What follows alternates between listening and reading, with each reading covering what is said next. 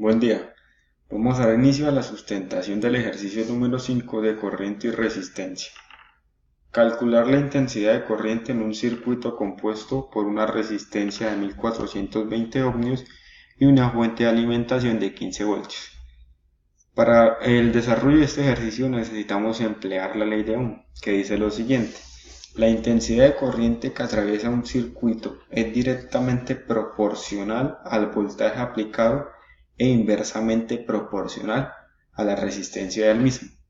Esto quiere decir de que si en un circuito aplicamos más voltaje, vamos a tener más corriente fluyendo por los conductores.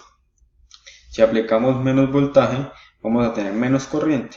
Y en el caso de la resistencia, si aumentamos la resistencia vamos a tener menos corriente, y si disminuimos la resistencia vamos a tener más corriente. Para esto tenemos una resistencia de 1420 ohmios y una fuente de alimentación de 15 voltios. Entonces lo que hice fue dividir ese valor de esa resistencia en tres resistencias, ya que la resistencia es muy grande, para hacer el ejercicio como más dinámico, y hallar la resistencia total. Entonces tenemos un circuito en paralelo, que es un circuito donde solo existe un camino para la circulación de la corriente, es decir, la corriente va a circular de negativo a positivo.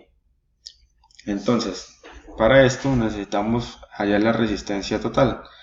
Entonces, para hallar la resistencia total en un circuito en paralelo, lo que tenemos que hacer es sumarlas, es decir, resistencia 1 más resistencia 2 más resistencia 3 y así sucesivamente. En este caso, pues reemplazamos los valores resistencia 1, resistencia 2 y resistencia 3 y obtenemos un valor de 1420 ohmios.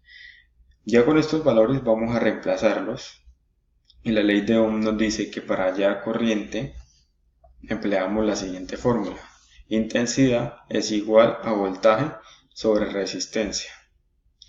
Entonces, reemplazando los datos, decimos que intensidad es igual a 15 voltios sobre 1420 ohmios. Y vamos a obtener un resultado de 0.010 amperios para la corriente total de este circuito en serie.